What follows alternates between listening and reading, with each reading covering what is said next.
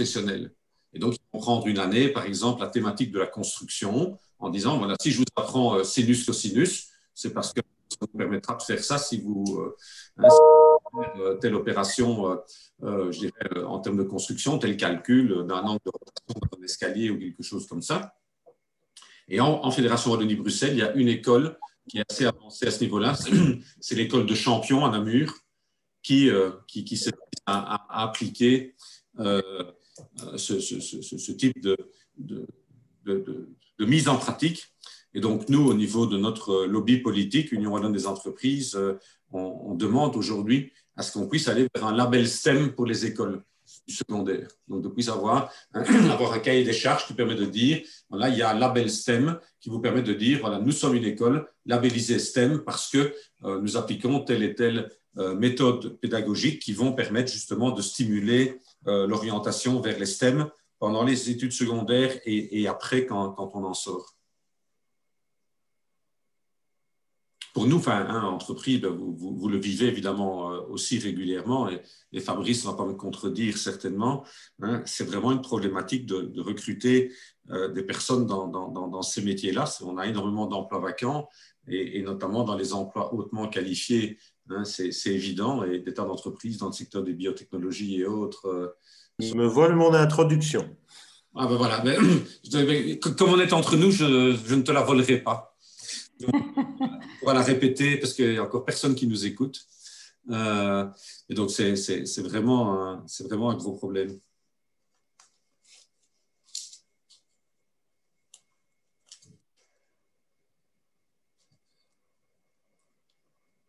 On va voir apparaître le nom en termes d'animation, parce que donc il est 17 heures, donc ça veut dire que les gens commencent à se connecter. Et qui va décider, on laisse combien de minutes académiques de retard? En général, dans les visions, 2 ou 3 minutes de retard académique. Mais Sonia, normalement, devrait... voilà, Sonia, parce qu'elle est à l'entend, normalement. Oui, je suis là. Oui, et donc tu lances quand Je suis en train de faire les manipulations pour lancer, cross-poster sur vos pages respectives pour commencer maintenant. Je pense qu'il y a déjà 6 spectateurs sur le Zoom, donc ils vont sûrement arriver en retard, mais moi, je trouve que c'est bien de commencer, comme Olivier dit, à 17h02, 3 max, quoi. Donc là, entre guillemets, maintenant, vous allez être bientôt en ligne et en live. Moi, j'ai juste 3 minutes d'introduction et après, je te laisse la parole. Oui. À vous, bonne table ronde à tous.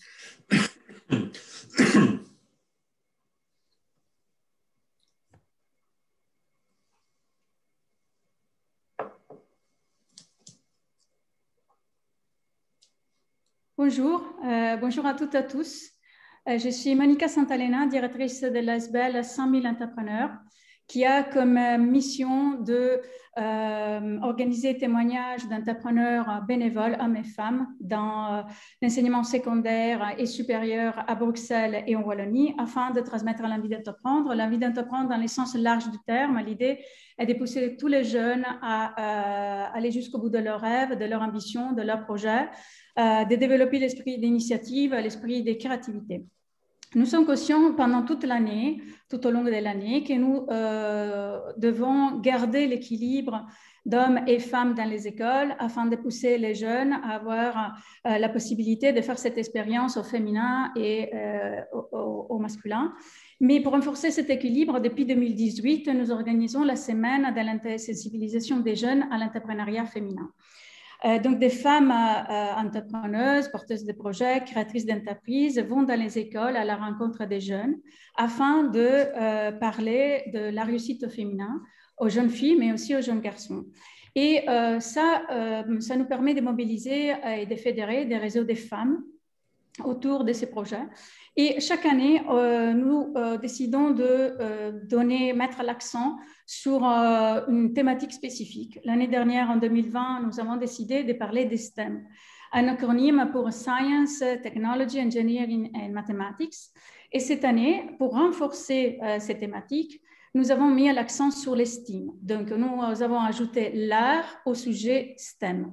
Donc, le programme STEAM vise à enseigner aux étudiants l'innovation, à penser d'une façon critique, à utiliser l'imagination pour la technologie et l'ingénierie, mais avec des approches vraiment créatives. Et surtout, ce programme STEAM ajoute l'art dans les STEM en s'appuyant sur les raisonnements, l'éthique, les principes de conception, et ils encouragent la solution créative et holistique. Donc aujourd'hui, nous lançons la 4e édition de la Semaine de l'entrepreneuriat féminin. Et pour ça, nous organisons cette table ronde ayant les titres de STEM à l'art, donc un titre assez large pour permettre à nos invités issus de domaines différents au niveau artistique et au niveau scientifique, et pour permettre de dialoguer et de pouvoir débattre aussi et donner des pistes, partager l'expérience afin d'allier les compétences de ces deux domaines. Et avant de laisser la parole à notre maître de cérémonie, je tiens à remercier notre partenaire financier, notamment l'SPF Économie, la région de Bruxelles, les IET, les WIB, les 18-19, la Sogolfine à travers Génération Entreprenante, les 18-90 et Pulse Foundation. Je laisse la parole à Olivier Desboissèges, qui est administrateur délégué de l'Union wallonne des entreprises, mais également président de notre SBL. Merci, Olivier. Merci Monica pour cette introduction. Merci aussi pour l'organisation de ce webinaire. À toi Monica et à toute ton équipe qui a organisé tout ça, qui a fait tout le recrutement, toute la diffusion dans les réseaux sociaux et qui s'occupe de la technique. Bienvenue à toutes et à tous dans ce séminaire, dans ce webinaire que nous souhaitons le plus participatif possible, au-delà des questions et du débat que je vais animer avec nos hôtes de ce jour. Vous qui êtes à distance, n'hésitez pas à nous poser vos questions. Vous savez que dans Zoom, il y a un bouton spécifique qui s'appelle Question and Answers que vous pouvez utiliser pour poser vos questions. Et donc, dans la dernière partie, j'irai chercher un maximum de questions, parfois en les regroupant le cas échéant, à l'attention de l'un ou l'autre de nos panélistes d'aujourd'hui, que je vais maintenant laisser se présenter au fur et à mesure. Je vais leur donner la parole en leur demandant évidemment de se présenter en expliquant ce qu'ils font, ce que fait leur entreprise ou l'endroit où ils travaillent, quel est aussi leur diplôme, peut-être justement l'adéquation entre les deux. Mais par rapport à la thématique du jour, je vais demander à chacun aussi de répondre à deux questions particulières. D'une part, pour chacun d'entre vous, comment l'art se retrouve-t-il dans votre quotidien ? Et deuxième question, citez une problématique que vous rencontrez dans votre quotidien professionnel qui peut nécessiter une solution STEAM, et donc STEM plus Arts. Voilà, alors je vais d'abord passer la parole à Clio Brascala. Clio, voilà, je te cède la parole pour ton introduction. Bien, bonjour à tous. Alors, pour la première question qui est un petit peu de répondre à mon parcours et par rapport à cette thématique d'aujourd'hui, peut-être vous dire que je suis fille d'un mathématicien spécialisé en algèbre financière, que j'étais en maths 10, voire un petit peu plus en réto, et que finalement, je voulais étudier le théâtre, mais la vie m'a guidée finalement vers des études d'ingénieur de gestion. Donc, je suis diplômée d'HEC Université de Liège, et mon projet de fin d'études s'appelait création d'un bureau de promotion du design en Wallonie, et je suis depuis 16 ans maintenant directrice de la structure Wallonie Design ASBL, qui est en fait l'agence de référence wallonne qui facilite l'intégration du design pour concrétiser des innovations au service de tous et de la société et de l'économie en particulier. Donc voilà, ça c'est peut-être un petit peu pour placer mon parcours et mon lien avec la thématique qui nous rassemble aujourd'hui. Alors, comment l'art se retrouve dans notre quotidien? Je ne suis pas designer, mais on connaît bien le design, et le design, le reste du panel le confirmera peut-être, s'inspire énormément des sciences appliquées, des sciences humaines, de l'art. Et donc, au quotidien, dans notre travail pour vraiment rendre accessible le design aux entreprises et montrer l'impact que le design va avoir sur leurs produits, leurs services, qu'on soit en B2B, qu'on soit dans le digital, est omniprésent dans nos conversations. Quand on voit les références que vont avoir les designers dans la force de leur proposition, on s'en rend compte qu'elle est ancrée dans une société, elle fait appel à des notions d'ingénierie, elle fait appel aussi à tout ce qui est lié aux usagers, et que c'est vraiment la clé. Et je pense que des artistes sont vraiment très, très connectés à leur société. D'ailleurs, c'est comme ça qu'ils dialoguent avec leur public. Et alors, par rapport à la problématique que l'on rencontre, qui pourrait nécessiter l'estime, pour le moment, nous sommes vraiment dans une grande réflexion par rapport au rôle d'estime sur tout ce qui serait lié aux problématiques des espaces publics. Ça peut sembler simple, mais il faut vraiment faire en sorte de les penser plus durables, plus inclusifs, plus intelligents, plus qualitatifs. Et selon nous, mettre ensemble toutes ces disciplines, tous ces métiers pourrait véritablement répondre avec pertinence et pas de manière isolée, en faisant intervenir un urbaniste, en faisant intervenir un artiste sur une problématique telle que les espaces publics, ça pourrait être bien utile. Voilà. Merci Clio pour cette présentation enthousiasmante et je vais maintenant céder la parole à Sarah Boxus pour faire la même présentation, parcours, entreprise et réponses à ces deux petites questions. À toi Sarah. Bonjour à toutes et à tous. Donc voilà, je suis Sarah Boxus, je travaille également chez Wallonie Design en tant que chargée de projet. Mon petit parcours, je suis à la base traductrice de formation spécialisée en vulgarisation scientifique parce qu'en fait je ne comprenais rien aux sciences et donc je voulais justement aider les lecteurs à mieux comprendre les ouvrages scientifiques. Et puis en fait mon parcours s'est dirigé vers l'environnement, toujours besoin de vouloir changer les choses. Donc je me suis formée en tant qu'éco-conseillère et j'ai travaillé comme éco-conseillère pendant quelques années avant d'intégrer l'équipe de Wallonie Design pour travailler sur l'éco-design et le design circulaire. Alors l'art au quotidien pour moi, ça va un peu rejoindre la réponse de Clio, puisque pour nous l'art dans notre quotidien c'est principalement via le design. Et c'est plutôt l'attention portée à l'esthétique, mais l'esthétique, pas seulement le beau et le laid, mais l'esthétique dans le sens qualité d'expérience, usager. Et on voit que le design a cette force d'apporter cette dimension dans les projets de tous les jours. En termes de projets qui pourraient être résolus par une approche STEAM, je présenterai tout à l'heure, mais tous les projets au niveau de l'économie circulaire pourraient vraiment bénéficier d'une approche où on allie la science et les différentes sciences humaines et le design. Et je vous en parlerai justement tout à l'heure pour montrer mon expérience. Merci Sarah. Je passe maintenant la parole à Fabrice Brion, le fondateur et le CEO d'I-Care. Et nous avons la chance d'avoir avec nous le patron de l'entreprise de l'année 2020. Encore félicitations à Fabrice pour cette belle réussite. Fabrice, à toi de nous exposer ton parcours. Merci Olivier. Le prix est juste là derrière, donc vous pouvez le voir. Moi, je voulais commencer, à tout seigneur, tout honneur, par une petite pensée pour toutes les femmes qui sont dans le panel ou en dehors, puisqu'on est aujourd'hui dans la journée de la femme. Et c'est une belle transition aussi parce que ce 8 mars, c'est l'anniversaire de ma maman, qui était prof d'économie et qui, dans un certain sens, m'a donné le goût pour beaucoup des choses que je fais dans mon métier. Moi, j'ai réalisé des études d'ingénieur industriel. Et pourquoi je parle de mes études? Parce qu'en mécanique, en plus, elles ont été directement liées à mon rôle d'aujourd'hui de CEO d'I-Care, parce que j'ai fait mon mémoire sur la maintenance prédictive appliquée aux mesures de vibration, qui est le core business de I-Care aujourd'hui. Donc, le lien des STEM dans ma vie privée et dans ma vie professionnelle est totalement évident. Alors, où vient l'art dans tout ça?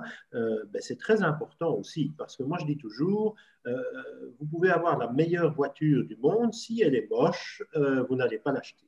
Vous pouvez avoir le meilleur smartphone du monde, s'il est moche, vous n'allez pas l'acheter, ou vous allez l'acheter, mais pas au même prix que vous achetez un iPhone ou un Samsung dont le design ont été pris en compte. Donc ça, c'est en général, pour moi, on est vraiment dans la digitalisation de la société, dans l'IoT, et de plus en plus, on accorde de l'importance à la beauté de l'interface entre cette digitalisation et nous-mêmes. Et enfin, dans ma problématique quotidienne, mais c'est aussi cette beauté de la digitalisation, parce que nous sommes une société d'ingénieurs, donc nous livrons nos diagnostics comme des ingénieurs, mais forcément, nos clients qui sont partout dans le monde n'ont pas toujours le même raisonnement que nous pour aller trouver quelle machine a un problème, etc. Et donc l'interface, la manière dont nous livrons nos diagnostics à nos clients, spécialement aujourd'hui comme nous grossissons à l'international, est primordiale pour pouvoir avoir une bonne relation avec ce client. On a déjà perdu, on n'a déjà pas gagné des contrats avec des clients parce que notre interface était moins sexy que l'interface de certains de nos concurrents. Merci Fabrice, très intéressant cette dernière réflexion évidemment sur l'ergonomie d'utilisation qui est capitale à la fois dans les sites web mais aussi dans les applications comme celle que tu développes.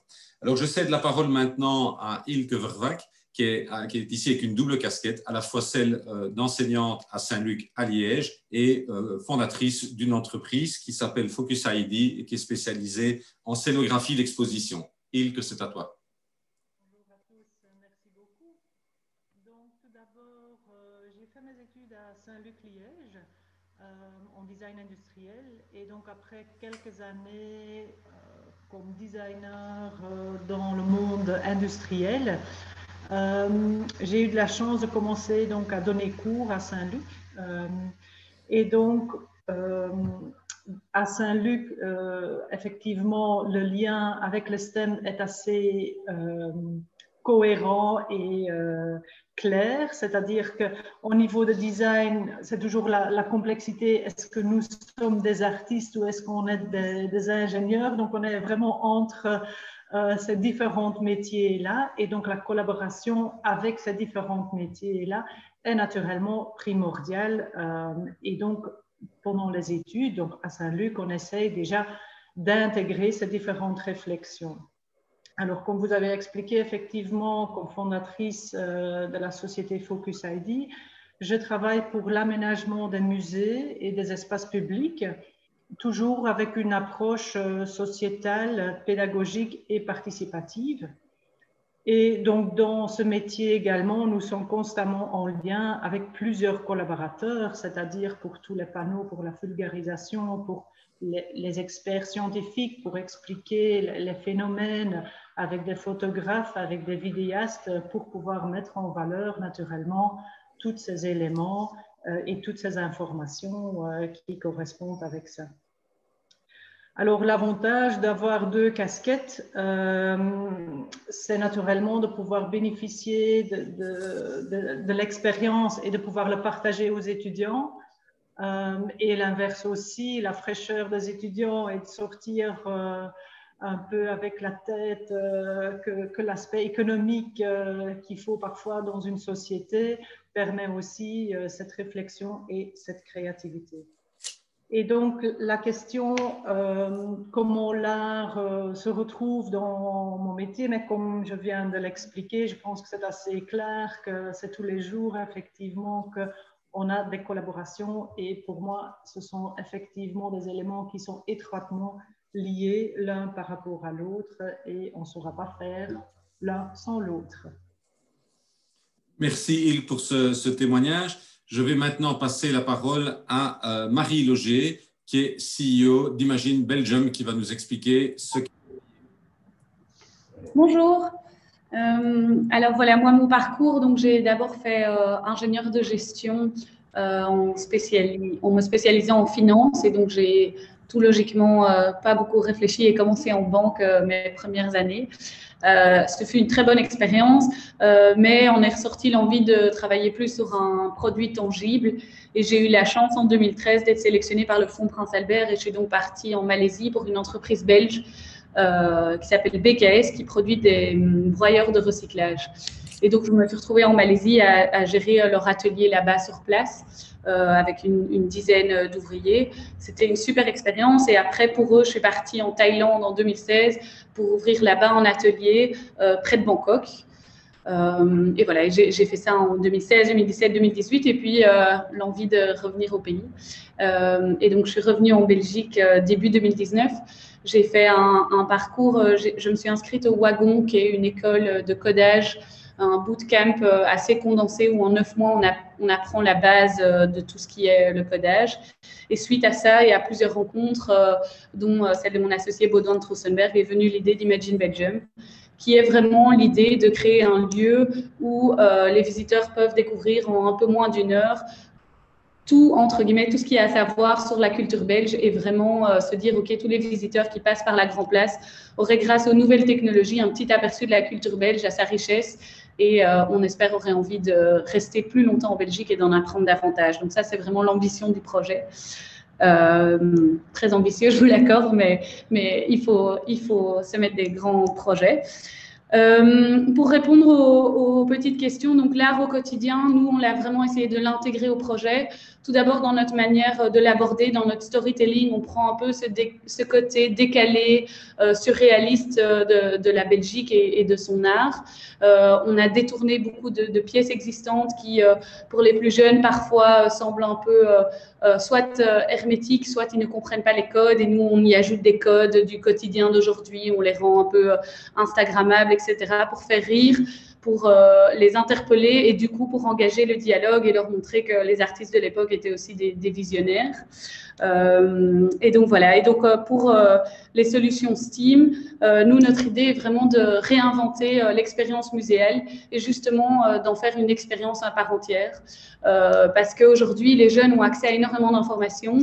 Et l'idée vraiment est qu'à partir, en allant au musée, ils en apprennent davantage qu'en tapant Magritte sur Wikipédia et qu'ils aient des émotions qui soient dégagées, qu'ils aient des expériences et vraiment que la technologie en fait soit au service de l'art et de ce qu'on a envie de faire transmettre comme message. Voilà. Merci Marie pour ce beau témoignage. Et enfin, je vais céder la parole à Simon Frémineur, qui est un ex-étudiant de Saint-Luc, qui a donc suivi une très bonne formation à Liège, qui est chargé de mission chez Repair Together, qui est en train de mettre en place son propre projet, qu'il va nous expliquer tout en répondant aux questions. Simon, c'est à toi. Merci beaucoup. Donc pour commencer, j'ai fait des études en secondaire en général, sciences mathématiques, et puis j'ai décidé donc de m'orienter vers une formation de design industriel. J'ai un père ingénieur et une mère qui est artiste. C'était un peu je pense la synthèse de ces deux métiers-là. J'arrivais pas à choisir entre les deux et je me suis dit ça doit être une bonne façon de combiner les deux. Donc, je me suis lancé dans 5 ans d'études. J'ai eu aussi Ilke Verwijk comme professeur, notamment en dernière année d'études, où j'ai développé un projet qui est en fait une remorque aménagée en un atelier collaboratif pour réparer les objets, donc qui s'apparente au Repair Café, si vous connaissez. Voilà, une petite image pour illustrer mon propos. Voilà qui est bien. Et donc, en fait, à l'issue de ces études-là, il y avait ce projet-là qui se concrétisait progressivement. Et en parallèle de le développer, j'ai fait 2 ans de dessin industriel pour une société liégeoise active dans l'aéronautique. J'ai dessiné des outillages. Donc là, je me suis vraiment focalisé plus sur les STEM. Et je dois dire qu'au bout des 2 ans, voilà, il y a eu une opportunité qui m'a permis de m'orienter plus vers les STEAM en ajoutant le A et en me permettant de développer plus le côté artistique à ce que je faisais. Donc, tout d'abord, mon projet de fin d'études, et je l'expliquerai plus tard, m'a permis d'entamer une collaboration avec Repair Together, qui est donc le réseau des Repair Cafés en Wallonie et à Bruxelles. Et je travaille donc pour un projet européen qui s'appelle Share Repair et qui vise à améliorer la réparation des objets électriques et électroniques. Donc, en tant que designer, j'ai une approche qui, je pense, peut être intéressante à ce niveau-là. Et aussi, le projet du Repair Café Mobile m'a permis d'avoir une certaine visibilité et c'est ce que j'essaye de faire en lançant mon activité qui est vraiment au stade du début. Donc, c'est vraiment une activité qui est progressive et qui est en parallèle donc, de ma mission chez Repair Together. Donc, pour répondre à la question de l'art dans mon quotidien, je veux dire, en tant que designer, on essaie vraiment de faire toujours la synthèse entre l'art et la technique. Et je vais, pour un peu justement synthétiser ça, je vais utiliser la phrase bien connue de form follows function. Donc, la forme suit la fonction. Donc, je pense que le designer, en étant créatif dans la conception, c'est comme ça qu'on va pouvoir retrouver de l'art à la fois dans les fonctions, dans les formes de l'objet. Et donc, pour moi, voilà, l'art dans le design, c'est vraiment la liberté que se donne le designer dans la conception d'un produit. Ça lui permet vraiment d'ouvrir le champ des possibles. Et pour la dernière question, donc citer une problématique, j'ai réfléchi à des choses très concrètes et je me suis dit, tiens, s'il pouvait y avoir, ça existe peut-être déjà, je suis peut-être mal renseigné, mais avoir en fait un outil de brainstorming, mais qui est très visuel. C'est jamais évident en fait de synthétiser toutes les idées, notamment dans le design. Et il existe des outils qui permettent de faire des arborescences avec des idées, mais c'est assez difficile de mettre en lumière des idées intéressantes. Et je pense vraiment à la fois il y a quelque chose à faire au niveau du logiciel derrière, mais aussi de l'interface graphique pour créer vraiment quelque chose de très créatif et fonctionnel pour synthétiser les idées, quoi. Voilà. Peut-être que certains auront des idées, peut-être des choses qui existent déjà, ou on pourra en discuter après. Voilà pour moi. Mais merci Simon. Je dirais on a vraiment fait un excellent tour avec six profils différents, des parcours différents, des entreprises différentes et une approche quand même relativement consensuelle sur l'intérêt des STEM et de la dimension art dans ceux-ci. Alors je vais à chacun maintenant poser une question et pour introduire la question que je vais d'abord poser à Ilk, c'est une bonne transition par rapport à ce que Simon, ton ex-étudiant, dit. Un des constats qu'on fait aujourd'hui en Fédération Wallonie-Bruxelles, c'est qu'un tiers des jeunes qui, dans le secondaire, suivent une orientation STEM, l'abandonnent au moment où ils passent vers le supérieur, que ce soit du supérieur universitaire ou non universitaire. C'est réellement des problèmes que l'on a dans le déficit, je dirais, de jeunes qui sortent avec un background STEM. C'est vraiment cette perte d'un tiers qu'on a entre le secondaire et le supérieur. Puis après, il faut continuer à les motiver. Et donc, ma question vers toi, Il, c'est, toi qui formes des futurs designers à Saint-Luc à Liège, qu'est-ce que tu mets en place pour aider les étudiants à se projeter justement dans des projets innovants, dans des projets révolutionnaires? Qu'est-ce qui va faire qu'ils vont être motivés à aller vers ce genre de projet innovant et révolutionnaire? Comment le fais-tu au-delà de la théorie ou de la pratique ou dans la pratique que tu leur enseignes? Ok, une vaste question. Alors peut-être d'abord une première réflexion par rapport au passage de secondaire vers le supérieur, parce que donc le design industriel, c'est donc une formation en supérieur, et donc effectivement, ils ont déjà dû faire le choix à ce moment-là s'ils rentrent dans le STEM ou plutôt le STEAM, etc. Moi, je pense qu'au niveau secondaire et même au niveau primaire, je pense que ce qui serait vraiment intéressant, c'est de faire le lien entre le pratique. Et donc, nous, en supérieur, en design, c'est vrai que c'est très fort acté déjà avec des entreprises.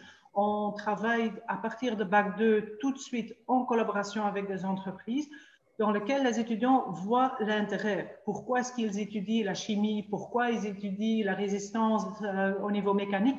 Parce qu'on va réellement construire un objet et donc on va passer avec une méthodologie qui est assez stricte, entre guillemets.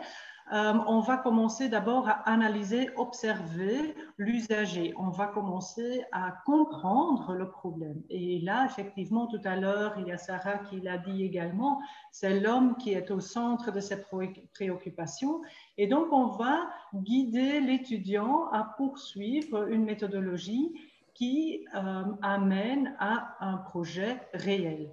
Après l'observation de près, de loin, avec tous les utilisateurs, avec toutes les facettes qu'on puisse avoir naturellement pour un objet, il y a l'étape de créativité Alors, il y a des outils de dessin qu'on met naturellement à disposition des étudiants, comme Simon expliquait tout à l'heure aussi, des moyens de communication, comment est-ce qu'on communique. Donc, on va communiquer avec des croquis, mais aussi la modélisation 3D.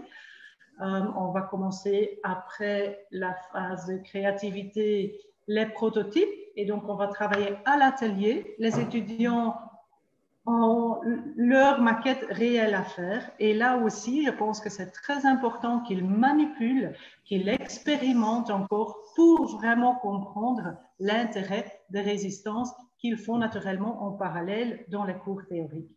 Donc, j'invite réellement de travailler sur des projets concrets pour que les jeunes étudiants, même au niveau secondaire, voient à quoi ça sert de faire tous les calculs au niveau maths.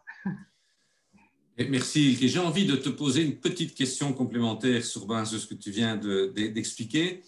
Avec ton expérience de professeur, est-ce que tu crois qu'on peut apprendre à devenir innovant ou bien est-ce que c'est quelque chose qui est inné et que si on n'a pas cette caractéristique, cette compétence au départ, cette créativité, on ne l'acquérera jamais? Quel est ton ressenti par rapport à ça en tant que professeur? Est-ce que tu apprends à quelqu'un qui n'est pas créatif, innovant, à le devenir?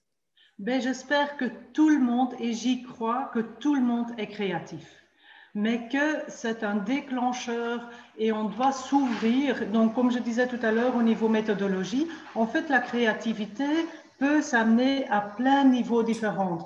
Je parlais de l'observation, la première phasage d'analyse. Déjà là, on peut être très créatif et on peut ouvrir la créativité en comprenant le problème, en regardant, en filmant, etc.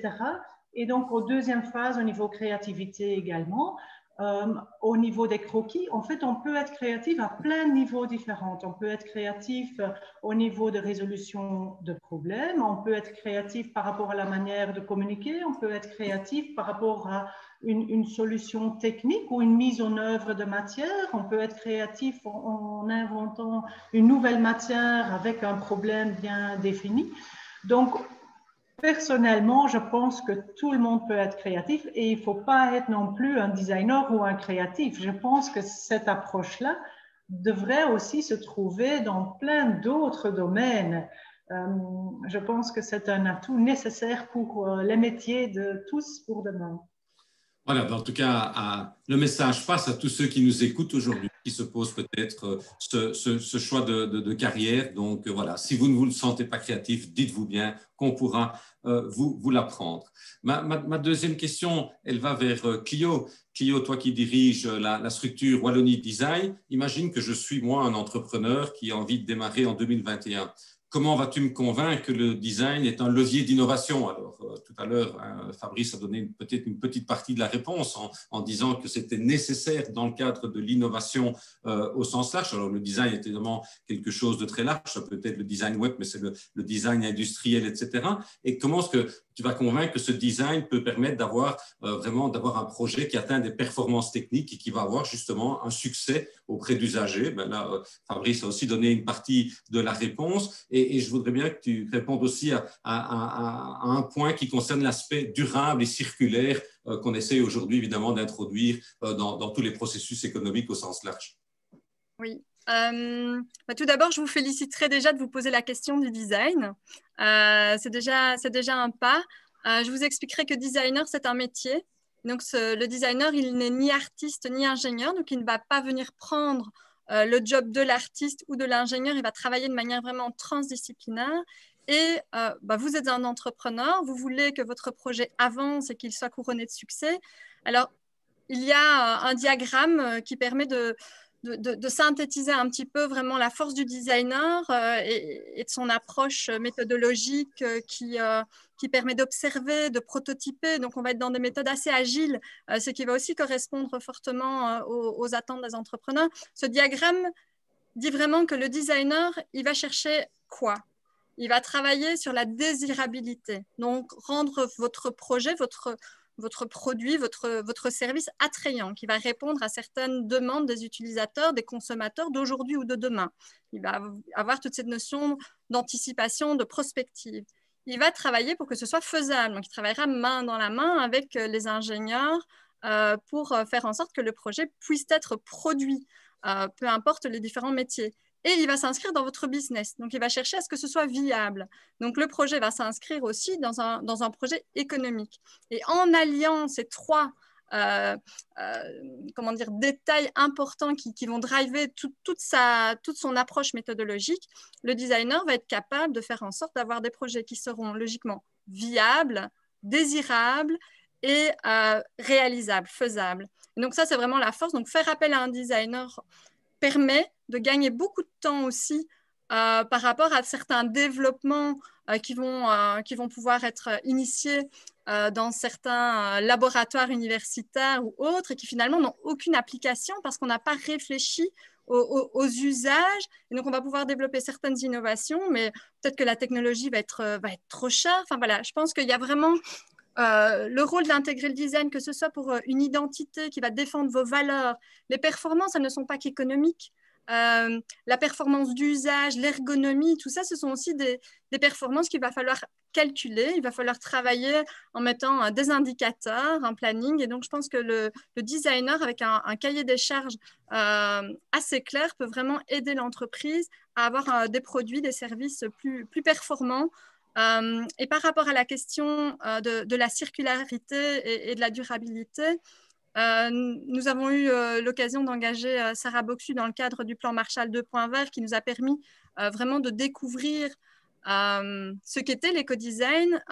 Et c'est pour moi l'occasion de l'introduire car pour le moment, elle mène un projet qui s'appelle Wonderful Stream qui permet d'allier différentes compétences au service de projets liés à l'économie circulaire. Donc, je propose de lui céder directement la parole pour qu'elle vous en dise un petit peu plus et qu'elle vous fasse part de ses observations sur cette approche. Avec grand plaisir. Vas-y, Sarah. Merci. Donc, quelques mots sur le projet Wonderful Stream. Donc, c'est un projet interdisciplinaire qui accompagne les entreprises qui se trouvent dans le région Meuse-Rhin dans leur transition vers une économie plus circulaire. Et on les aide en les accompagnant grâce à des experts en technologie, en design et en développement commercial. Le projet se focalise principalement sur la valorisation de déchets. Donc, dans le schéma de l'économie circulaire, on est dans la dernière boucle. Et l'objectif du projet, c'est de transformer ces déchets d'entreprise en prototypes de produits ou services circulaires. Donc, pour plus d'informations, vous pouvez aller sur le site wonderful.stream. Donc, la particularité de ce projet d'économie circulaire, c'est qu'il se base sur une méthode de recherche et développement basée sur l'interdisciplinarité et une approche STEAM. Le A étant le design dans ce cas-ci. Nous en sommes à la première année du projet et déjà, je peux déjà vous faire part de quelques constats. Donc, on parle d'interdisciplinarité, d'équipe business, design, techno. C'est très bien, mais en fait, on se rend compte que dans la pratique, les gens ne travaillent pas spécialement systématiquement ensemble parce que les façons de travailler des ingénieurs de l'UCL, notre partenaire technologique dans le cadre du projet, n'est complètement différent de nos partenaires en design. Donc, il s'agit d'abord d'arriver à ce que les gens ne travaillent pas ensemble de manière parallèle, mais ensemble vraiment collaboration. Et donc là, en fait, le designer, on remarque un rôle de facilitateur car il a une approche systémique dans la gestion de projet et arrive justement à articuler les différentes expertises dans la finalité du projet. Une deuxième chose aussi, c'est une des premières étapes du projet est donc d'identifier les entreprises qui veulent valoriser leurs déchets et on les fait participer à un bootcamp. Donc, tout à l'heure, Marie a parlé d'un bootcamp en matière de codage. Mais nous, c'est un bootcamp en matière d'économie circulaire. Et donc, pendant 3 jours, des équipes d'étudiants venant des filières STEAM travaillent sur les cas d'entreprise.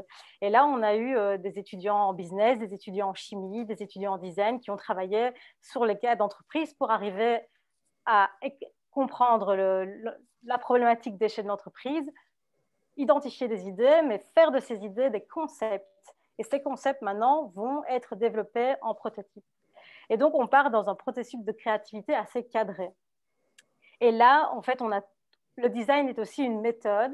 Et donc, on a fait appel à une agence de design de service pour créer en fait, l'expérience de ce bootcamp qui nous a permis, grâce à des outils, d'arriver à stimuler la créativité chez tous les participants, des étudiants de chimie, de business, qui n'ont pas l'habitude de travailler de cette façon-là, et arriver à les faire travailler ensemble sur des concepts circulaires.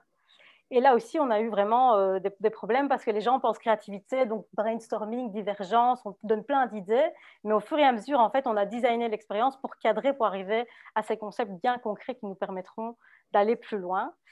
Et donc ça aussi, ce n'est pas évident parce que les gens pensent que le design, c'est l'artistique, le beau, mais en fait, c'est toute une méthodologie de travail qui est assez systémique et qui nous permet d'arriver à une finalité assez concrète. Voilà, c'était les principaux constats que je peux remarquer dans le projet. Et voilà, je vous invite à suivre la suite sur le projet de Wonderful Stream. Merci. Et il y a chaque fois un coordinateur qui va faire ensemble, parce que bon, hein, quand on est dans la créativité, il y a quand même toujours cet aspect, voilà, tu l'as dit, chacun part un peu dans son sens. Comment se passe la coordination pour que, in fine, on arrive quand même à un résultat? La méthodologie introduit ça, c'est un rôle spécifique qui est donné. Comment ça se passe? Donc, à la base, dans la description du projet, on s'est dit que tout le monde allait travailler de façon naturelle ensemble et on se rend compte que dans la pratique, ce n'est pas le cas. Donc, pour le moment, ce sont les acteurs comme des partenaires du design du projet, donc qui ont l'habitude de ce genre de méthodologie, donc Wallonie Design ou Z33, qui est notre partenaire dans le Limbourg, qui en fait prennent ce rôle de coordinateur pour justement essayer que les expertises se regroupent et arrivent en fait à travailler ensemble, trouver un ordre de planning. Et le designer prendra bientôt cette place parce que c'est celle que nous lui donnons dans le projet, justement. D'accord, merci. Très bien, bravo Sarah.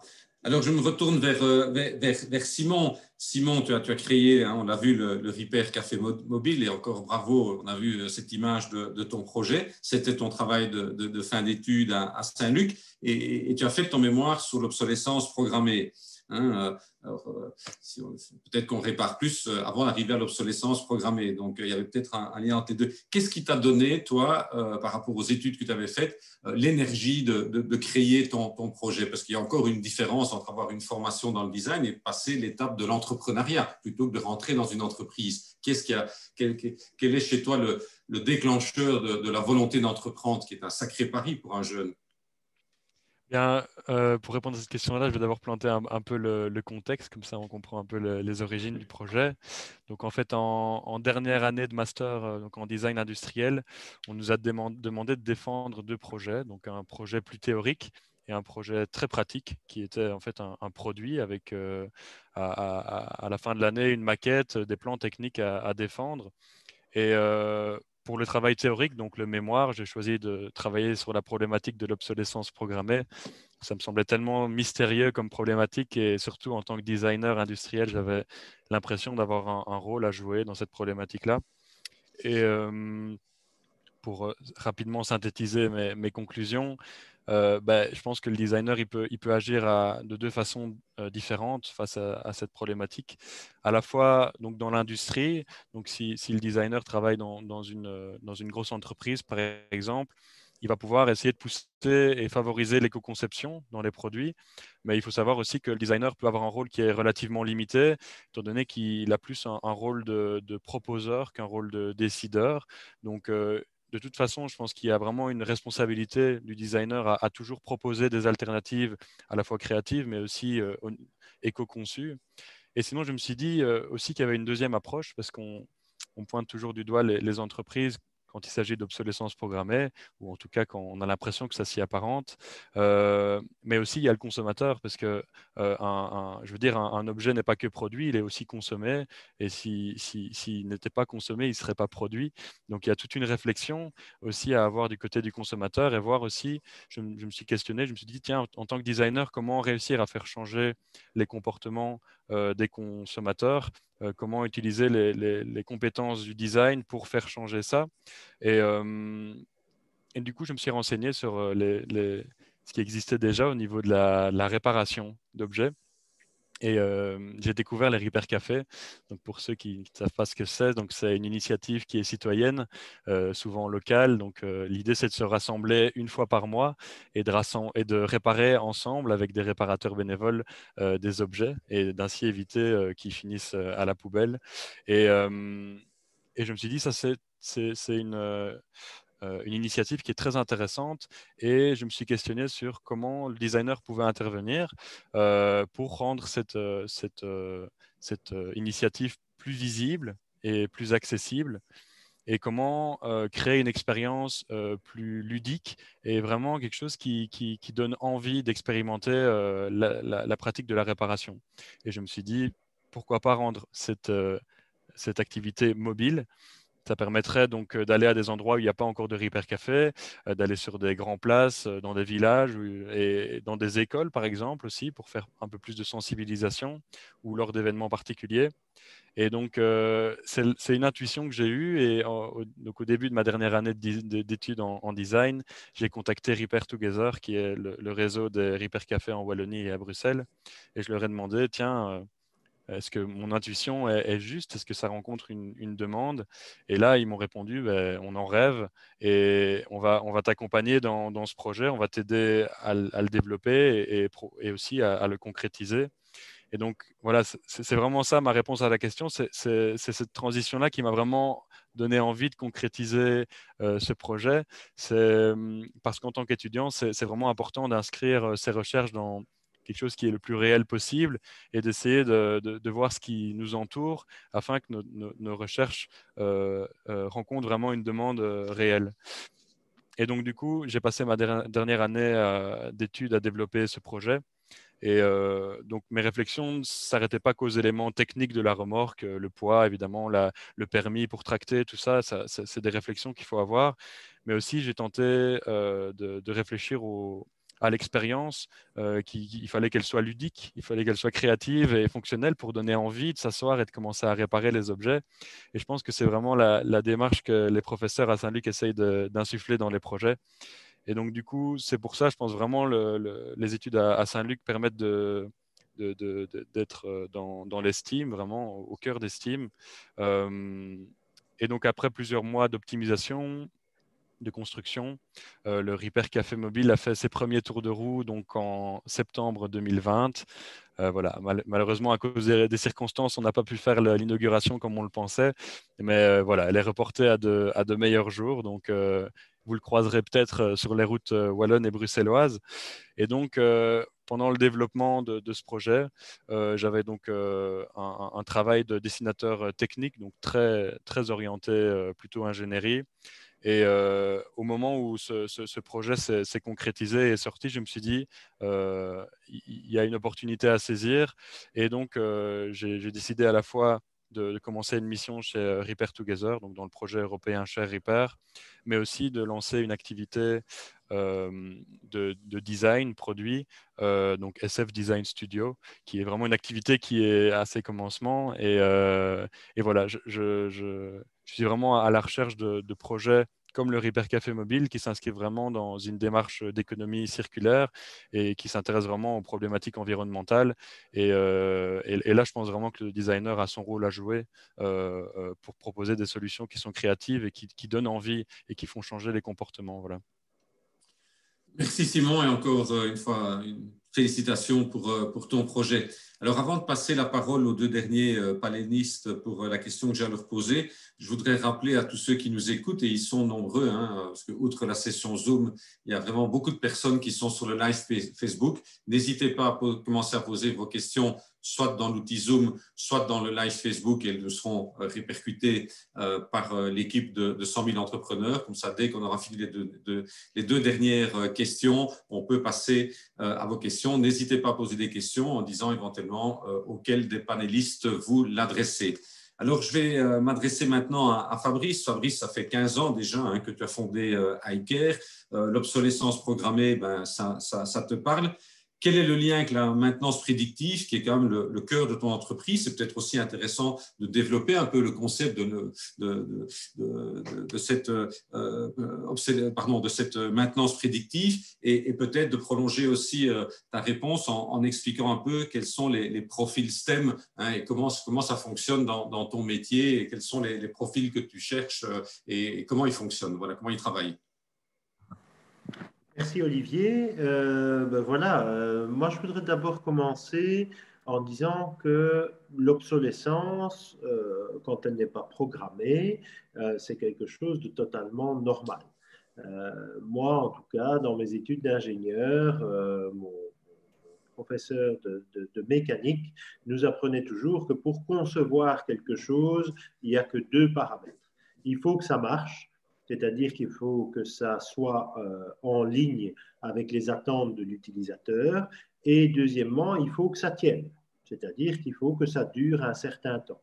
Donc, dès la conception, on intègre le paramètre de durée de vie. C'est une obligation parce que forcément, on ne va pas concevoir un moteur de Formule 1 comme on conçoit un moteur de poids lourd. Parce que le moteur de Formule 1, il doit durer quelques grands prix, mais il doit être beaucoup plus léger. Le moteur de poids lourd, il doit durer 10 millions de kilomètres, mais on s'en fout s'il pèse une tonne. Et donc, n'importe quelle chose qu'on conçoit, ce n'est plus le cas dans l'IT, mais n'importe quelle chose physique qu'on conçoit, dès le premier jour de sa conception, on doit définir combien de temps on veut qu'elle dure. L'obsolescence, c'est une obligation, ça fait partie de n'importe quel cahier des charges, c'est le premier point de n'importe quel cahier des charges de conception physique. Après ça, ce qui est dangereux, c'est quand on a une obsolescence qui est programmée. C'est-à-dire quand on décide par subterfuge informatique, électronique ou même de conception que la machine ou l'objet va arrêter de fonctionner plutôt que ce qu'il ne devrait pour générer un business supplémentaire. Ça, c'est là que vient le problème. C'est au moment où se pose la question de dire quelle va être la durée de vie de mon objet, au lieu de le prévoir sur une utilisation de peut-être 5 ans, parce qu'on sait qu'on change de smartphone tous les 5 ans en moyenne, je suis peut-être optimiste, mais c'est un exemple, on se dit, ben, on va faire en sorte que telle application limite l'utilisation au bout d'1 an et demi, et donc on soit obligé de changer d'objet pour utiliser cette application. Alors, qu'est-ce que ça a en lien avec notre métier de la maintenance prédictive? Ben, c'est très simple. Notre métier de maintenance prédictive, c'est de connaître à tout moment, alors chez nous pour les machines industrielles, mais c'est possible pour n'importe quel objet, quelle est la durée de vie résiduelle de cet objet. Donc, nous, on le fait pour les machines industrielles, mais les constructeurs de voitures le font sur vos voitures. Votre PC a un logiciel de maintenance prédictive qui est intégré au minimum pour son disque dur. Donc, la maintenance prédictive, c'est simplement de mesurer des paramètres pour à tout moment connaître combien d'heures, de kilomètres, de bytes il reste en fonctionnement sûr à votre objet.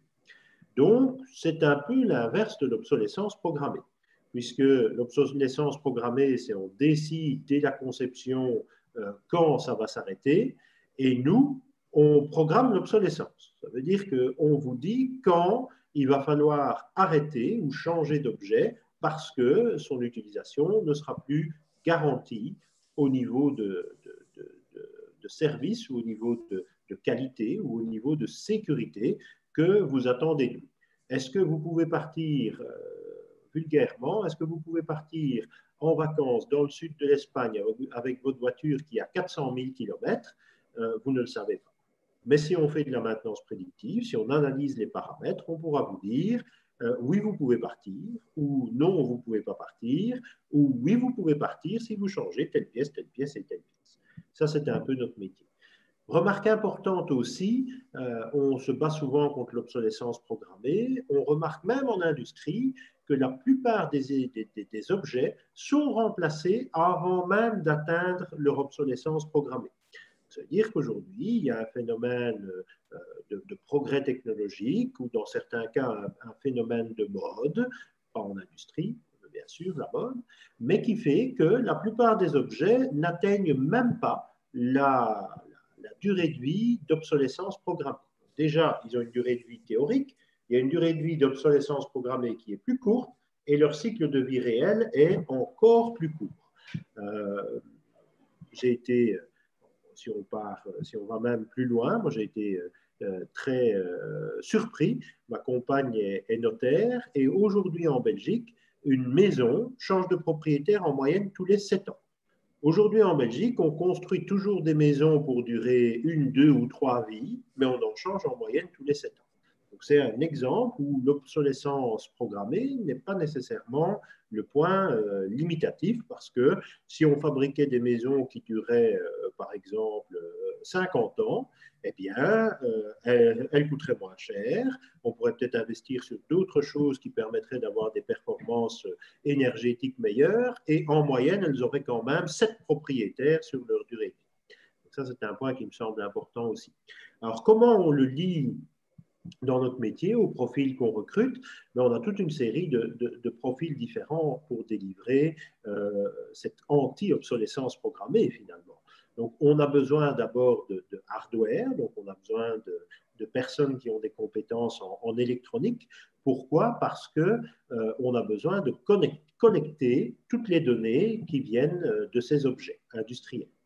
Ensuite, on a besoin de spécialistes, alors ça peut paraître difficile à comprendre dans notre métier, on a besoin de spécialistes en communication, parce que toutes ces données, il faut les connecter par fil ou sans fil, avec du hardware, avec du software, mais le monde du digital, c'est un monde sans silo. Ça veut dire que tout le monde acquiert des données dans son coin, mais qu'il faut être capable ensuite de connecter toutes ces données qui sont soit dans des capteurs, soit dans des bases de données pour en tirer le meilleur. Ensuite, on a des personnes qui réalisent la gestion de toutes ces données, c'est-à-dire la plateforme de gestion de ces données, donc plutôt des profils informaticiens. Ensuite, on a des personnes qui gèrent les algorithmes, qui définissent les algorithmes d'analyse de ces données, donc plutôt à ce moment-là des profils de data scientists. Et enfin, aussi des ingénieurs, plutôt avec des profils de terrain, mécaniciens, électromécaniciens, parce qu'il faut comprendre les équipements sur lesquels on va installer tout ça. Donc, je dirais qu'on a un panel assez large dans les STEM, puisqu'on va du designer d'interface jusqu'à l'ingénieur électromécanicien qui va comprendre le fonctionnement de la machine pour mieux en détecter la durée de vie résiduelle. Et juste le dernier point, je dis ingénieur.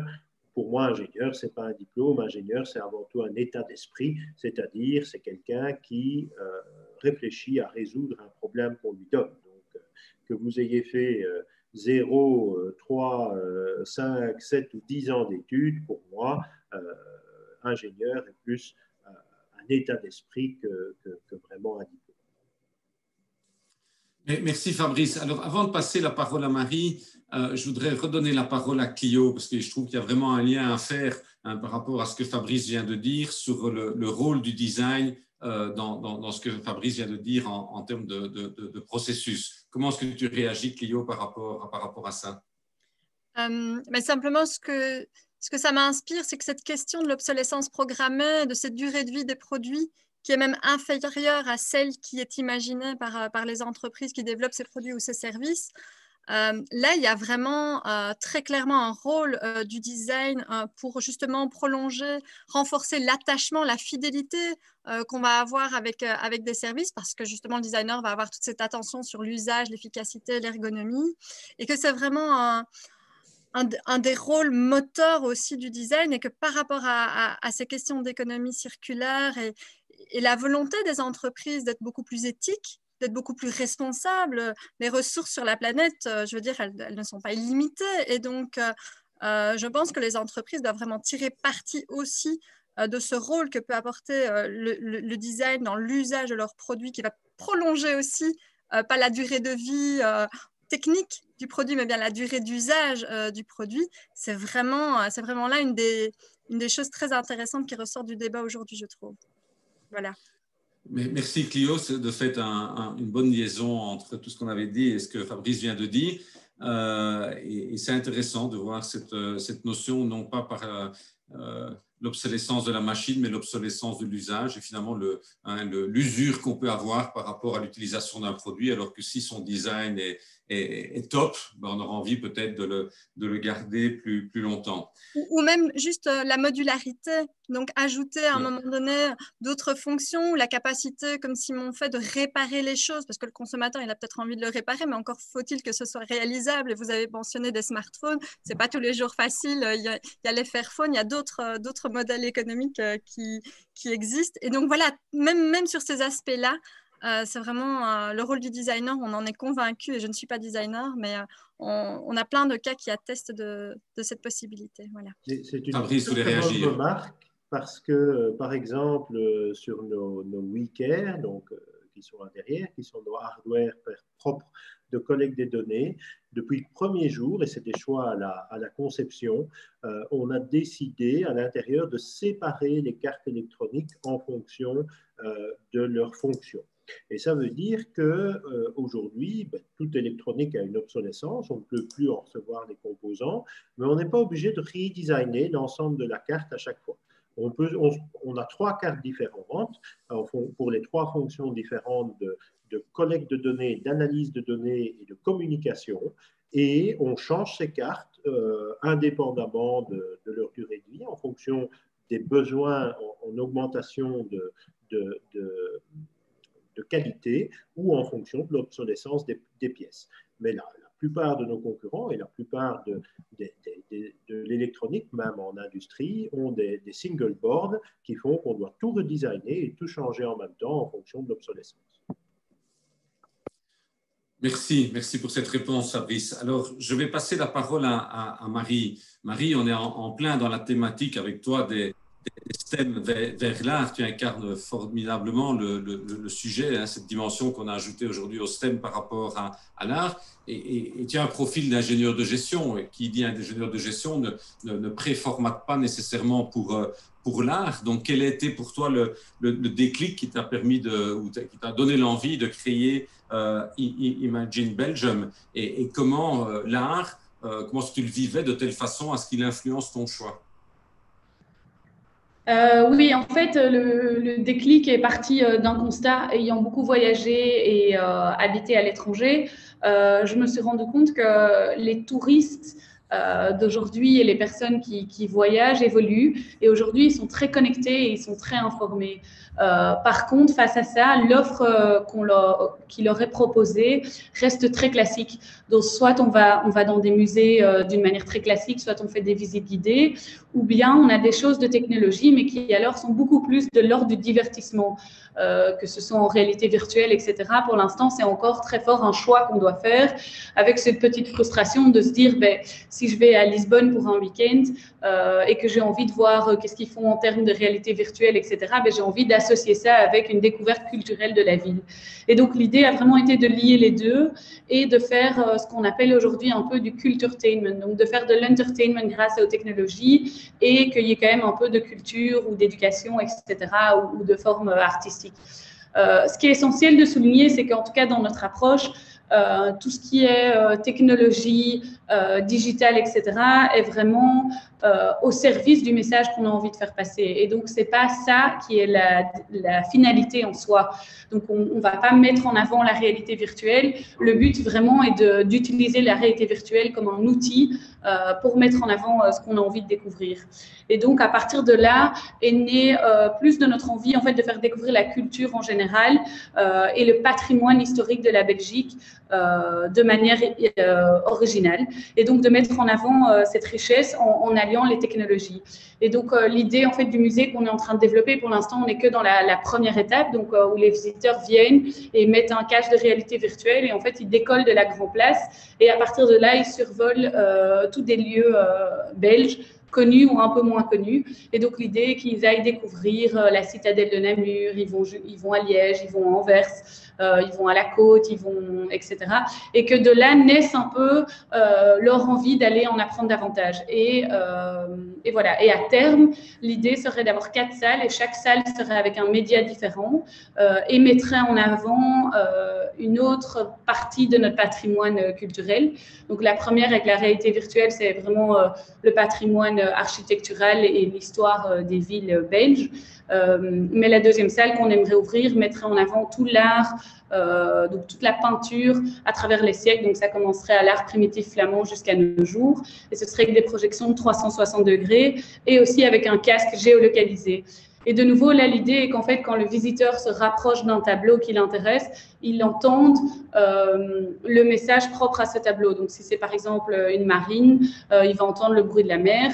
Mais parfois, si c'est un tableau de Van Eyck, il va entendre pourquoi Van Eyck a été inspiré par la Madone, etc. Et l'idée est qu'après, les visiteurs, ça engage le débat. Donc, il y en a qui disent « Ah, moi, j'ai adoré d'apprendre l'histoire de Van Eyck » et d'autres qui disent « Ah, mais t'as pas entendu la marine, ça, c'était intéressant. » Et vraiment d'utiliser les technologies, pas comme une fin en soi, mais comme un liant et quelque chose qui rend l'expérience un peu plus unique. Donc, voilà en gros notre projet. D'accord. Et Marie, j'avais envie de te poser une petite question complémentaire par rapport à l'actualité. Je dirais, on vit tous aujourd'hui cette crise Covid, hein, et on sait bien qu'elle touche particulièrement les jeunes entreprises. Simon en a parlé un peu tout à l'heure en disant qu'évidemment le lancement de son produit avait été un peu freiné, qu'il n'a pas pu faire d'inauguration de son hyper mobile. Je voulais savoir comment toi, tu as vécu cette crise ou comment tu vois qu'elle peut éventuellement influencer. Quels sont les enseignements pour toi de la crise, de la pandémie qu'on est en train de vivre sur le futur de ton métier? Est-ce que ça te pousse à le réorienter en termes d'approche du client, en termes de risque par rapport justement au déplacement, pas déplacement, etc. Comment tu vois les choses? Oui, on a été très fort touchés vu qu'on devait ouvrir début juillet 2020. Du coup, notre ouverture a été un peu retardée à septembre, mais déjà, en fait, dès le début de la crise, on s'est rendu compte que notre public cible, qui à la base étaient les touristes et les visiteurs qui viennent grand place en masse, ne serait pas présent. Et donc, on a dû tout à fait réinventer le produit ou en tout cas toute la communication autour du produit pour des Belges et pour des touristes beaucoup plus locaux qui, du coup, sont aussi beaucoup plus exigeants car ils connaissent déjà ou en tout cas déjà entendu parler d'une partie de ce qu'on a envie de leur montrer, de la culture belge, et aussi qui ont parfois des a priori et qui, du coup, il faut vraiment changer toute cette manière d'aborder. Donc ça a été un sacré défi et je pense qu'à terme, ça va l'être de plus en plus. On voit que tout ce qui est vacation et tourisme local et durable est vraiment, enfin, le consommateur, enfin, c'est ce que le client demande. Et donc ça va vraiment être essentiel de retravailler tout ça et de toujours penser à qu'est-ce qu'on peut apporter dans ce domaine-là. D'accord. Merci et courage, je dirais, par rapport à cette crise que tu vis de plein fouet, que tu subis de plein effet, comme beaucoup d'autres. Alors, puisqu'il n'y a pas encore de questions qui sont posées par le public, et je réinsiste pour le public, si vous avez des questions, n'hésitez pas à les poser. J'ai envie de vous poser une question et qui le souhaitera répondra parmi vous six.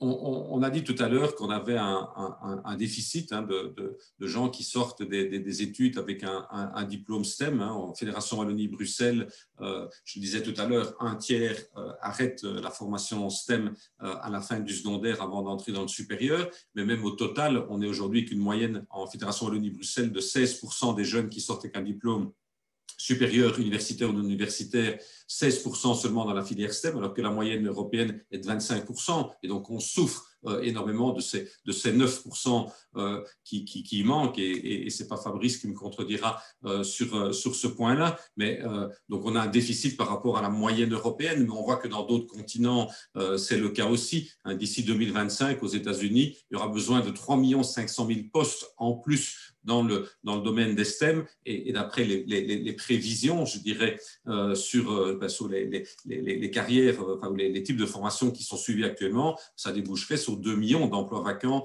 en 2025. Donc, c'est un réel problème puisque d'un côté, on a moins d'étudiants qui suivent ces filières alors que ces filières sont de plus en plus STEM. Et donc, quels seraient pour vous les messages que vous auriez envie de faire passer aux étudiants pour qu'ils s'intéressent et qu'ils suivent des formations qui sont liées au STEAM, donc les STEM et l'art? Qui se lance? Clio. Allez, Moi, je veux bien.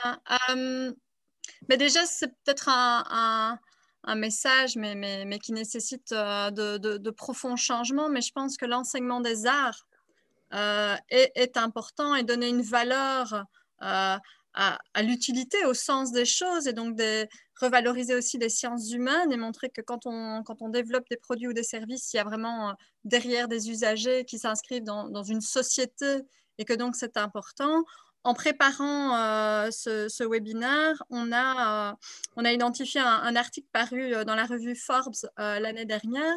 Ce serait peut-être quand même bien de valoriser que, je ne vais pas vous le lire en anglais, mais que la quasi-totalité des lauréats du prix Nobel dans les sciences pratiquent une forme d'art de manière assez précise. Si on parle de Léonard de Vinci, d'Einstein, etc., je ne vais pas vous faire une référence à mon papa qui peint aussi, mais il y a vraiment besoin de créer ce lien avec les arts. Et quand ma collaboratrice Sarah parlait de cette difficulté de dialogue entre les différentes disciplines des STEM, eh bien, nous pensons que l'art est en fait, enfin, le A, hein, qui représente art, mais qui veut surtout dire empathie, qui veut dire usage, qui veut dire sciences humaines, pourrait permettre le lien. Et pour rejoindre un petit peu la remarque de Ilk, ben, c'est en montrant l'utilité et donc l'usage des sciences, des physiques, de la chimie, de l'informatique, etc., les applications concrètes dès le plus jeune âge et aussi le lien avec les arts, que peut-être que de un, on arrivera à augmenter ces pourcentages qui peuvent faire craindre le développement de notre région, et de deux, qu'on invitera aussi peut-être plus de filles à poursuivre les études dans cette orientation-là. Voilà, je pense que ce serait une bonne chose. Peut-être au MIT, on n'étudie pas sans avoir une pratique des arts. Et donc, cette relation des Nobel qui, chacun, en plus, ont une pratique de l'art, eh bien, c'est peut-être une des pistes à creuser. Très intéressant. Merci pour cette réflexion. Qui veut? Moi, je veux bien compléter la réflexion. Donc, j'en profite, comme c'est la journée de la femme, je pense, ou la journée de l'entreprise. Les droits de la femme. Le droit de la femme, voilà. En tout cas, effectivement, je trouve que la réflexion de Clio, elle est intéressante. Je pense que les femmes ne doivent pas avoir peur non plus de prendre ces options-là, de rentrer aussi dans l'entrepreneuriat. Au niveau de conception, au niveau de fabrication, il y a beaucoup de logique, il y a beaucoup de réflexion, et donc je pense que c'est peut-être aussi un créneau. Souvent, quand c'est un peu technique, en Belgique, les femmes se reculent un tout petit peu ou ont peut-être peur de prendre dans cette direction-là. En tout cas, au niveau design industriel, la femme a vraiment toute sa place aussi à prendre.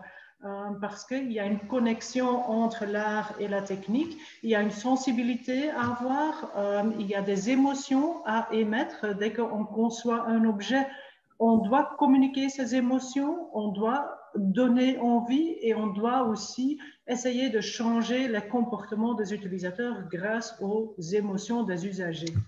Donc voilà, c'est peut-être aussi une invitation aux femmes de passer à l'acte.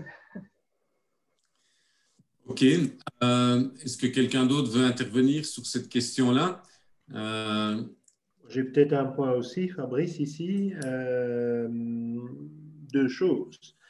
D'abord, il faut multiplier la base, c'est-à-dire le départ de l'entonnoir, c'est-à-dire le nombre de personnes qu'on intéresse au STEAM. Et pour moi, l'entonnoir doit commencer le plus tôt possible. Donc, il faut intéresser au STEAM dès les écoles primaires, l'école secondaire, puisqu'on va forcément avoir une perte d'intérêt au fur et à mesure des étapes. Et donc, il faut que la base soit la plus large possible. Je pense aussi qu'il y a un rôle dans la civilisation, entre guillemets. Je disais en rigolant qu'il y a beaucoup de séries sur des policiers, sur des criminologues, sur des avocats, sur des médecins, et il y a très peu de séries télé sur des ingénieurs. Aujourd'hui, vu l'exposition des jeunes à toutes ces séries sur les différentes plateformes, il n'y a pas beaucoup de promotion des métiers STEAM sur ces différentes plateformes. Et enfin, peut-être d'une manière un peu provocante, mais ce sont des mots qui viennent d'Alexander De Croo, qui à l'époque n'était pas Premier ministre, je dirais que justement, on a un réservoir énorme de talents parmi les femmes.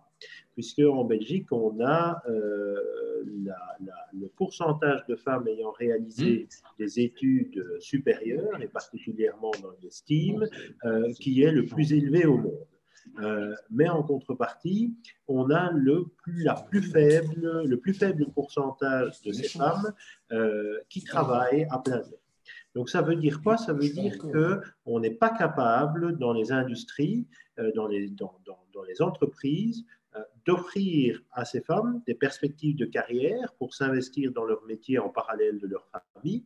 Et on n'est pas capable, en termes de société, d'offrir des alternatives à ces femmes pour leur vie privée, pour leur permettre de s'investir, peut-être comme elles le voudraient, dans leur travail. Je pense que c'est une réflexion et dans chacune de nos entreprises. Que doit-on faire, que peut-on faire pour justement permettre aux femmes de concilier leur carrière et leur vie privée, mais aussi une réflexion plus large au niveau sociétal. Que peut-on faire pour permettre aux femmes de pouvoir mieux concilier leur vie professionnelle et privée? Très bien. Moi, je pense aussi qu'il y a un point qui me semble important justement pour sensibiliser les jeunes, et c'est un message que l'Union wallonne des entreprises fait passer dans tous les messages que nous faisons passer en général, justement pour pousser à aller vers ces filières, c'est la notion du sens. Les jeunes aujourd'hui, ils veulent du sens dans leur vie, et ils veulent du sens dans leur carrière aussi, et dans leurs études aussi. Et quelque part, on a de temps en temps tendance à considérer que les études scientifiques ne sont pas des études qui vont donner une carrière qui a du sens ou une vie qui a du sens. Or, ce n'est pas vrai. Et si on regarde, par exemple, en Wallonie, on a énormément d'entreprises qui vont travailler dans des projets qui ont du sens, que ce soit du sens par rapport au biomédical, au médical, aux soins de santé, etc., ou que ce soit, par exemple, par rapport à la protection de l'environnement, avec tous ceux qui vont travailler sur des nouveaux matériaux qui vont permettre de polluer moins, etc., qui vont travailler sur l'économie d'énergie, etc. Donc, tout ça sont des carrières qui sont basées sur des profils scientifiques et qui aujourd'hui vont faire que par rapport à la planète au sens large et par rapport au sens humain, social, etc., on va y contribuer énormément. Et donc, c'est un point extrêmement important, et je vois dans les questions qui sont posées, dans les remarques qui sont ajoutées, c'est cette notion de la génération, de la Y generation à la génération Y. Voilà. Est-ce que vous avez, par rapport à justement cette remarque-là sur cette génération Y, est-ce que vous sentez aujourd'hui dans votre perception, à la fois en tant que centre d'accueil, que jeune, centre d'accueil de formation ou institut de formation, en tant que jeune, ou Fabrice, dans ton entreprise, quelle est votre perception par rapport justement à l'impact de cette génération Y ou même la génération Z sur cette notion de sens et donc sur cette sensibilité par rapport à cette question? Qui veut réagir? Fabrice, d'abord. Je veux bien commencer. J'ai terminé la première question. Je commence la deuxième et après, je vous laisse le micro. Je dirais qu'il y a deux choses. Et pour moi, le changement est globalement positif. Donc, il y a cette quête de sens, mais je pense que c'est une quête de sens qui n'est pas que générationnelle, qui est globale. Comme je l'ai dit lors des interviews après l'entreprise de l'année, aujourd'hui, une entreprise qui ne se concentre que sur l'économique, c'est une entreprise qui est condamnée à terme. On doit investir dans l'économie, bien sûr, mais on doit investir dans l'économie. L'économie est un moyen pour permettre le bien-être du plus grand nombre, ça c'est l'humain, et pour permettre la survie de l'espèce humaine dans les meilleures conditions, ça c'est l'environnement. J'ai été très choqué positivement. Nous avons un bureau à Houston. Avant de réouvrir ce bureau à Houston, avant d'ouvrir ce bureau à Houston en 2016, j'étais allé pour la dernière fois à Houston en 2005. En 2005, Houston, c'était la capitale du pétrole. Aujourd'hui, Houston, c'est la capitale de la green tech. Si vous essayez de trouver des investisseurs pour quelque chose qui a trait au pétrole à Houston, vous n'en trouverez plus. Et donc, il y a eu ce changement qui est arrivé là-bas. Pourquoi il n'arriverait pas ici? Donc, la quête de sens, je pense que Cette quête de sens de la génération Y doit être communiquée à l'ensemble des générations en entreprise. Et deuxièmement, pour moi aussi, nous vivons en pleine révolution digitale. Et cette révolution, pour la première fois, elle a eu lieu d'abord dans nos vies privées avant d'avoir lieu dans nos vies professionnelles. La révolution précédente, l'ordinateur, on a d'abord eu un ordinateur au boulot avant de l'avoir à la maison. Aujourd'hui, les smartphones, les objets connectés, etc., tout ça, les réseaux sociaux, on les utilise d'abord dans la vie privée avant de les utiliser dans la vie professionnelle. Et ça veut dire quoi? Ça veut dire que cette période de révolution, le professionnel est finalement en retard sur la vie privée. Et on doit constamment combler ce retard. Et pour combler ce retard, on n'a pas le choix, on doit le faire avec une organisation qu'on appelle agile. Et l'organisation agile, c'est exactement ce que demande la génération Y. Et donc, la génération Y doit nous pousser à mettre en place une organisation agile. Qu'est-ce que j'appelle une organisation agile? C'est de découper les gros projets en petites briques, en briques les plus petites possibles, pour pouvoir être le plus flexible dans le développement de l'enchaînement de ces briques et dans les choix qui doivent être faits. Je ne dis pas qu'il ne faut pas choisir, mais il faut choisir le plus tard possible pour prendre en compte une majorité d'avis et une majorité de changements, puisque tout change très vite, dû à cette révolution. Voilà un peu ma vision sur l'impact de la génération Y en entreprise. C'est certainement un des impacts, Fabrice, comme tu le dis, à côté de cette organisation agile, on voit aussi de plus en plus apparaître les notions de management collaboratif, de management participatif, de moins de hiérarchie, qui sont aussi une façon de répondre à cette demande, entre guillemets, des générations Y et Z. Qui d'autre veut commenter cette notion de… Oui, Simon? Je veux bien commenter ça, d'autant plus que je me retrouve un peu aussi dans cette génération Y. Et c'est vrai que cette quête de sens, moi, je la vois vraiment comme un besoin d'ancrer ces réflexions dans le réel. Et ça, c'est aussi bien un message que j'aimerais bien faire passer aux étudiants, mais aussi aux professeurs et aux programmes scolaires en général. C'est à la fois de pouvoir donner des exemples et s'investir dans des exemples qui rencontrent vraiment la réalité. Moi, je prends un exemple au début de mes secondaires, j'avais un cours de technologie. Et je m'en souviendrai toute ma vie. On a dû faire un char à voile. On a dû expérimenter ça avec un ventilateur. Enfin, c'était vraiment quelque chose de vraiment incroyable. Et on a pu synthétiser pas mal de connaissances techniques là-dedans. Et c'est vraiment c'est ça, je pense que la nouvelle génération a besoin, c'est vraiment s'ancrer dans le réel. Donc, au niveau académique, ancrer ses recherches dans quelque chose de réel.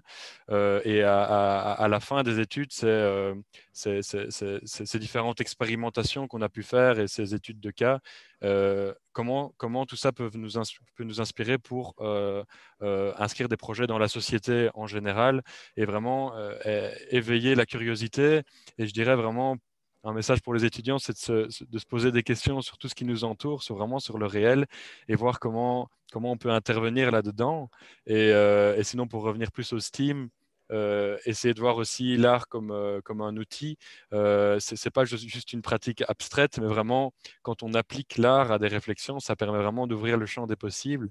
Et voilà, c'est vraiment essayer d'ancrer tout ça dans le réel, que ce soit au niveau académique ou en tant qu'étudiant et futur travailleur, entrepreneur. Voilà. Une autre réaction? Marie, peut-être? Non, pas spécialement. Je pense que ce qui est essentiel aussi quand on parle des étudiants, ils ont envie de trouver du sens, mais aussi parfois ce qui fait un peu peur quand on choisit des études, c'est que vu de l'extérieur, quand on est jeune et qu'on a 18 ans, elles paraissent très fortes en silo. Donc, on a peur que quand on choisit quelque chose dans la technologie ou dans les sciences appliquées, on sera toute notre vie dans les sciences appliquées, ou si on part vers l'art, on sera obligé d'être un artiste qui vivra de son art et qui produira tous les jours, alors qu'en fait, on se rend compte une fois qu'on commence à travailler que c'est beaucoup plus nuancé et que en fait, des gens avec des diplômes très artistiques se retrouvent au sein d'entreprises et justement amener cette nouvelle réflexion, et que je pense que c'est quelque chose qu'il faut vraiment informer les étudiants et qu'il faut vraiment leur dire que voilà, si on ancre les études dans le concret et qu'on montre que voilà, tout le monde qui va étudier la physique ne se retrouve pas dans un laboratoire, qu'en fait, il y a des applications très concrètes et qu'on peut même aller le faire dans des entreprises auxquelles ils n'auraient jamais pensé. Je pense que ça démystifierait un peu les études de STEAM et donc des gens qui verraient un attrait, mais qui se disent « ça me fait peur, je ne suis pas sûre de vouloir m'engager là-dedans à 100%, vont alors faire des études beaucoup plus généralistes, juste par cette crainte d'être coincé dans quelque chose. » Et justement, si je peux réagir sur cette intervention qui me parle énormément, c'est vraiment dans cette logique de sortir des clivages et de briser les silos. C'est montrer que dans une vie, on ne travaille pas qu'avec des gens qui ont fait les mêmes études que soi. Et donc, briser les silos, c'est peut-être aussi dès l'enseignement. Et quand vous posez la question de savoir si on était créatif, en fait, tout le monde est créatif, mais la créativité, elle est bridée. Et le travail collaboratif, que ce soit au sein de votre vie de famille ou dans votre entreprise, ce n'est pas que... vous ne parlez pas qu'avec une même personne. Vous avez différents âges dans votre famille, vous avez différentes personnalités, et tout le monde compose et fait en sorte que ça avance. Et bien dans une entreprise, c'est exactement la même chose. Donc si l'enseignement était moins siloté aussi, mais qu'on montrait bien directement dans ces études la force de la transdisciplinarité et aussi, c'est notre job, hein, le rôle du design vraiment comme médiateur entre les technologies et l'humain, je pense vraiment qu'on irait beaucoup plus loin dans cet apprentissage des STEM. Et je voudrais juste, parce que je me suis fait la réflexion hier, vous faire part d'une petite réflexion par rapport aux femmes dans l'entrepreneuriat. Il y a quand même de plus en plus de femmes, j'ai encore lu un article hier, qui se lancent. Et on se faisait la réflexion hier en regardant un Disney. Mon compagnon me dit qu'il n'y a plus que des héroïnes dans les Disney. Mais je pense sincèrement qu'il y a quand même et je veux être optimiste, il y a vraiment, si des grosses entreprises comme celle-là s'inscrivent dans ce mouvement pour montrer vraiment ce rôle que peut jouer la femme dans les entreprises. La patronne d'Éco-Stéril est une femme passionnante pour une entreprise qui est dans le top en Wallonie pour le moment. Voilà, je pense qu'il faut les mettre en avant, qu'il ne faut pas hésiter à soutenir Marie Loger ou d'autres entrepreneurs en soulignant leurs nombreuses qualités. Voilà. Absolument, mais c'est aussi le rôle de la semaine de l'entrepreneuriat féminin, auquel contribue beaucoup l'ASBL 100 000 entrepreneurs. C'est le rôle aussi de 100 000 entrepreneurs d'essayer de contribuer à la fois à susciter l'entrepreneuriat, mais aussi cette notion d'estime et d'estime.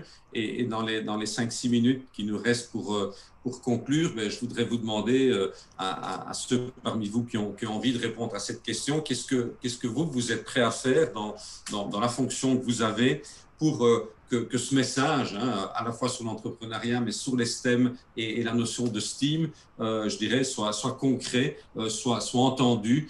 Passe, Clio, tu viens d'en parler, par rapport au silo de l'enseignement. C'est aussi un travail que nous, Union Wallonne des entreprises, on fait notamment au sein de la Fondation pour l'enseignement avec les fédérations de pouvoirs organisateurs et dans tous les contacts qu'on a évidemment avec les cabinets ministériels. Mais chacun dans votre rôle, comment est-ce que vous pouvez concrétiser un peu cet aspect de montrer l'exemple et de susciter ces vocations ou ces filières de formation. Voilà, qui veut se lancer? Ilke. Ah, Marie. C'est Marie qui a demandé d'abord. Non, je pense que Ilke a levé son doigt. D'accord, vas-y Ilke. Ok, super. Mais je trouve effectivement cette réflexion super intéressante. Nous essayons à Saint-Luc de l'élaborer tout le temps avec des projets pratiques. Donc, on a fait des îlots de tri avec justement pour cette génération Y. On vient de participer à un concours de SNCB dans lequel on a récupéré leurs anciens outillages pour pouvoir créer de nouveaux dispositifs. On travaille pour des sociétés comme Schreder justement avec cette réflexion d'obsolescence programmée, etc. Et je pense que notre rôle, c'est vraiment de poursuivre et d'aller encore plus loin. ça c'est au niveau de collaboration avec des entreprises, mais je pense que nous aurons aussi un rôle très important à élaborer encore plus de collaboration entre les universités, c'est-à-dire de faire des projets avec des chimistes, des biologistes, des designers, et même pendant l'année académique, de pouvoir créer des plateformes d'échange, de collaboration entre ces différentes disciplines, parce qu'il n'y a rien à faire plus tard, on collabore tous les jours avec ces différents partenaires. Et donc, c'est peut-être encore un tout petit peu trop cloisonné entre les ingénieurs, les designers, les artistes, etc., pendant la période d'études. Très bien, merci. Qui veut encore réagir par rapport à cette problématique? Marie? Oui, moi je pense que faire des tables rondes comme on fait aujourd'hui, par exemple, sont essentielles aussi parce que tout ce qui est la représentation compte. Et je pense que pour beaucoup, que ce soit des jeunes filles ou des gens qui ne savent pas très bien ce qu'ils peuvent faire concrètement avec des études STEAM, voir des gens qui sont ancrés dans le monde du travail, qui aiment bien leur job et qui peuvent en parler avec passion. Et le parcours qu'ils ont fait, ça permet vraiment de s'identifier et de s'imaginer à ces places-là et de dire « Ah, ok, concrètement, ce serait ça la solution ». Et ça permet aussi de démystifier beaucoup de milieux qui font un peu peur. Moi, quand je travaillais chez BKS, c'est de l'industrie lourde. On allait chez des grands producteurs de plastique, dans des grandes usines de recyclage, etc. Et pouvoir répondre concrètement à des questions. Chaque année, on avait des étudiants qui disaient « Mais ça va en tant que femme, comment ça se passe ?» et pouvoir dire « En fait, dans 99% des cas, ça se passe très bien. Voici comment ça se passe. On met ses chaussures de sécurité comme tout le monde. Voilà. » Et en fait, démystifier un peu tout ce qui fait peur en y mettant des personnes concrètes et à qui on peut poser nos questions, je pense que ça aide vraiment. Très bien, merci. Est-ce que quelqu'un d'autre veut encore réagir? Eh bien, si c'est... Oui, Clio? Non, mais je voulais simplement dire que la table ronde d'aujourd'hui, elle pourrait vraiment nous motiver à essayer d'avoir vraiment un rôle de sensibilisation auprès des jeunes sur le rôle de médiation d'un métier peu connu qu'est le design, parce qu'en fait, c'est peut-être une bonne porte d'entrée pour justement faire en sorte que les STEAM collaborent bien. Donc voilà, on n'a pas pour le moment d'action vers le secondaire, un peu de décloisonnement au niveau des universités qu'on essaie d'instiguer, mais là, il y a peut-être en effet quelque chose à faire pour les STEAM. Oui. Absolument, mais donc c'est aussi le rôle de facilitateur. Je dirais que 100 000 entrepreneurs veut créer, c'est pas seulement d'amener des entrepreneurs dans les écoles, ce qui est déjà un challenge que l'équipe réussit super bien depuis de nombreuses années, mais c'est aussi justement de mettre ensemble les personnes, voilà, de décloisonner aussi par rapport au monde institutionnel et d'essayer aussi de montrer qu'il y a différentes composantes qui vont amener vers l'entrepreneuriat et aussi vers les carrières qui y mènent et aussi vers les différents métiers. Donc, en tout cas, je retiens pas mal de points importants de cette discussion très dense que nous avons eue. Et je dirais qu'en conclusion, puisqu'il est l'heure de se terminer, je voudrais d'abord remercier évidemment tous les panélistes pour leur intervention, toutes leurs interventions pertinentes et vraiment très intéressantes dans ce cadre-là. Merci à tous. Vous avez vraiment contribué à ce que ce débat soit de haut niveau. Je pense qu'il y a vraiment beaucoup d'enseignements à en retirer. Je suis sûr que Monica et son équipe vont avoir quelques takeaways importants et de messages à porter, et que personnellement, en tant qu'Union wallonne des entreprises, je retiens aussi pas mal d'idées dans la façon dont nous devons conscientiser le monde de l'enseignement et le monde politique par rapport à cette problématique-là et à ces carrières dans les STEM et dans les STEAM, et par rapport à cette notion de décloisonnement qui est vraiment un mot qui était maître aujourd'hui. Voilà, je voudrais aussi remercier tous ceux qui nous ont écoutés pendant exactement 1h30. L'équipe de 100 000 entrepreneurs reste certainement à votre disposition pour des questions ultérieures que vous auriez. Un grand merci à tous et une très très bonne soirée. Merci. Merci à tous. Au revoir. Merci. Merci. Au revoir. Merci beaucoup. Au revoir.